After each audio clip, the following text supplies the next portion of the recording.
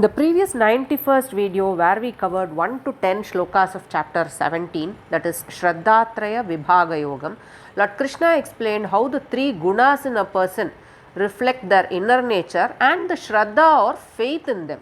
Accordingly, Sattvic persons worship the supreme divine with devotion and the rajasic worship yakshas or other gods for power and worldly gains, and the tamasic, who are misguided, resort to wrong practices and rituals.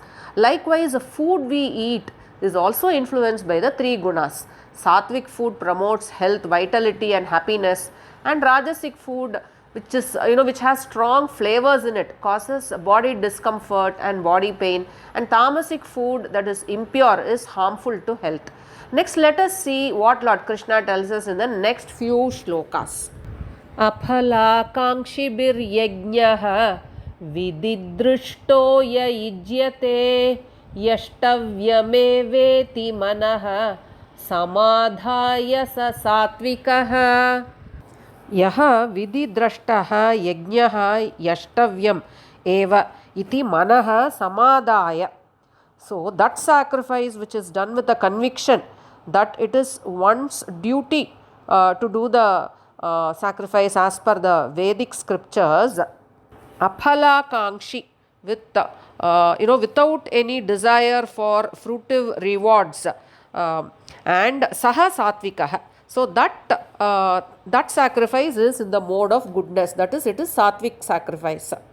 So, in this shloka, Lord Krishna defines sattvic yajna as that which is performed strictly according to the directives of Vedic scriptures without any desire for fruitive personal rewards or any personal gains. So, the karta here, the performer of the yajna, does the yajna or the ritual purely out of a deep sense of moral and spiritual duty. The karta's mind is focused on rigorously doing the sacrifice rather than for any material reward. So, such yajna done with reverence and discipline as a sacred duty is of sattvic nature. Abhisandhaya tu phalam dambartamapi chaivayat ijyate bharata shreshtam tam yajnam vidhi rajasam. Tu bharata shreshta, but Arjuna, dambartameva phalamapi abhisandhaya yat yijyate. So, the sacrifice performed for abhisandhaya, for rewards, phalamapi abhisandhaya, that is for rewards, or dambartam, or for the purpose of showing off or for ostentation, tam yajnam rajas vidhi. No, let it be known to you that this yajna is of rajasic nature. So, the yajna performed with an expectation of material gain, personal benefits or public acclaim is categorized as rajasic by Lord Krishna. So, here the person does yajna to enhance his public image or maybe for rewards. So, outwardly the karta may follow the rules and directions of Vedic scriptures, but his motive is flawed. It stems from pride, greed or ambition. So, since it lacks the spiritual purity, it is rajasic and hence does not bring true liberation. Vidhihinam asrishtannam mantrahinam adakshinam shraddha virahitam yajnam tamasam parichakshate. Vidhihinam asrishtannam mantrahinam adakshinam yajna. So, the yajna done without vidhihinam, without following any vidhi, without following any rules, without following the directions of the scriptures, asrishtanam, without giving the prescribed annadanam, mantrahinam, without chanting the mantras, and adakshinam, without doing charity, without giving dakshina, shraddha virahitam yajnam tamasam parichakshate. So, this yajna which is done without any faith, tamasam parichakshate, it is considered to be tamasic yajna, that is the mode of ignorance. So, in this 13th shloka, Lord Krishna describes tamasic yajna as one which completely disregards the injunctions of Vedic scriptures. So, they do not follow any directions, any vidhi mentioned in the Vedic scriptures. The required acts such as chanting of mantras, offering anna, offering food, and distributing dana, that is giving gifts to priests, etc., they are all not performed. The entire ritual is devoid of shraddha or devotion. The performance of such yajna may be based on superstitions, wrong advice, or malice, or even for doing harm to others.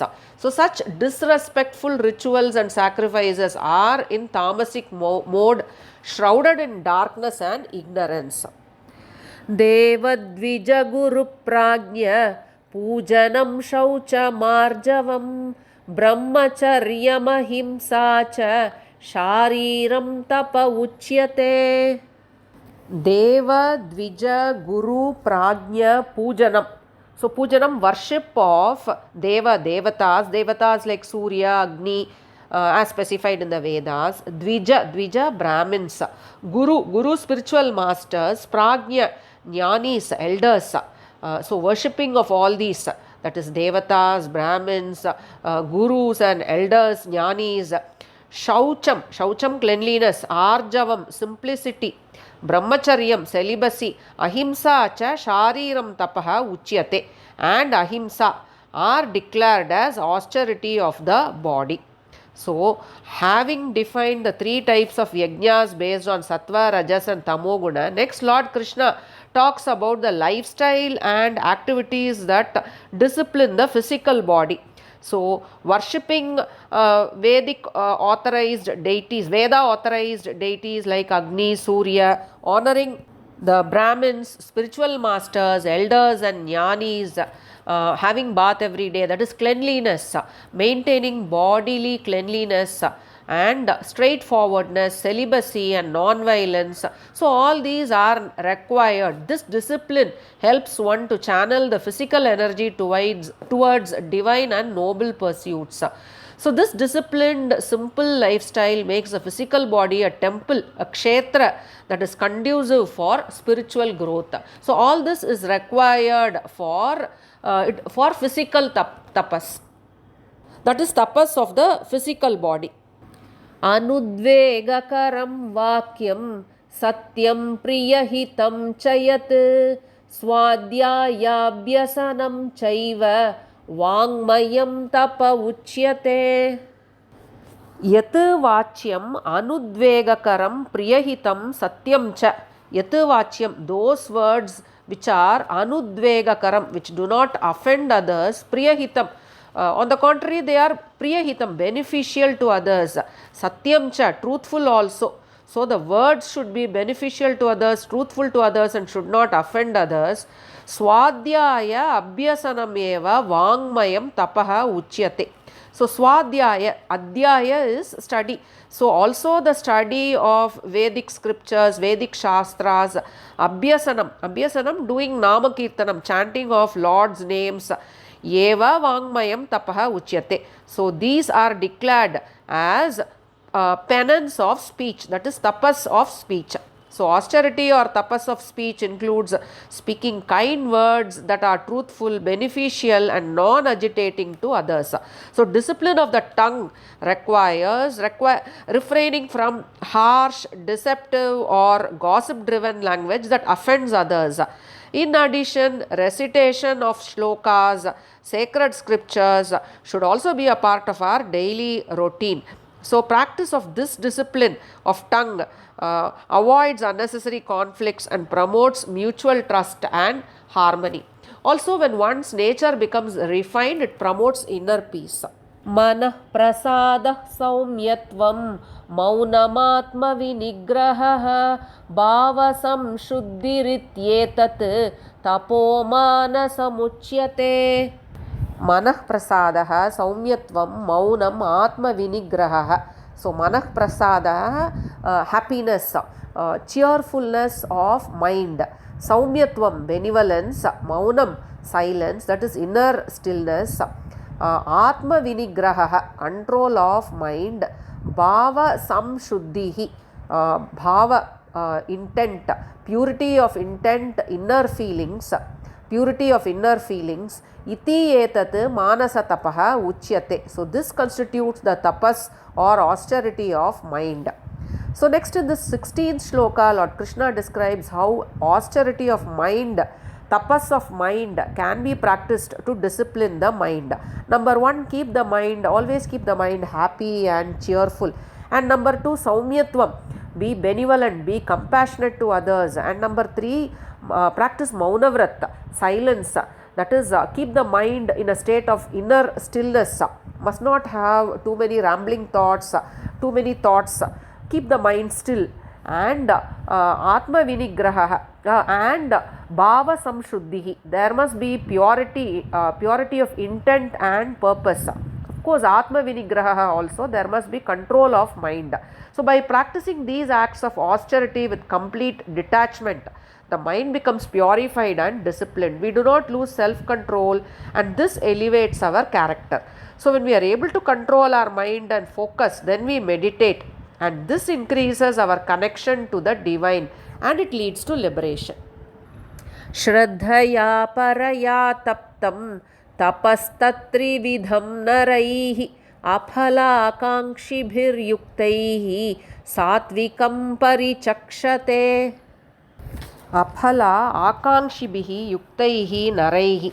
So yuktaihi naraihi, when men with yuktaihi, focused devotion, aphala akangshibihi, with no desire for fruits of action, paraya shraddhaya, with ardent faith, taptam tat trividam tapaha sattvikam parichakshate. And taptam tat trividam, when he performs threefold penance, the penance is said to be sattvikam. So it is called sattvikam penance. So in the previous three shlokas, three forms of tapas was described. Tapas of body, speech and mind. So when this threefold tapas is practiced with supreme faith by a devout yogi who seeks no material reward, this is deemed as sattvic. So these sattvic yogis who are disciplined in body, speech and mind act with complete detachment. They have no desire for fruits of action. They perform actions only for spiritual purification. So their selfless dedication elevates their character and they reach the divine. Satkaramana pujartam tapodambena chaivayat kriyate tadiha proktam rajasam chalamadruvam. Yat tapaha satkara mana pujartam eva dambena kriyate. So yah tapaha dambena kriyate, that austerity, the austerity done ostentatiously for the sake of satkaramana pujartam, for the sake of gaining honor, respect or getting praised. Adruvam chalam tat iha proktam. Adruvam, it is unenduring. It may, if at all some results are there, those results are only momentary. Chalam, unstable. That tapas is unstable. Tat iham proktam. And it is said to be in the rajasic mode. So austerity that is performed hypocritically to gain respect, honor, reverence or adulation, that is praise from society, is categorized as rajasic.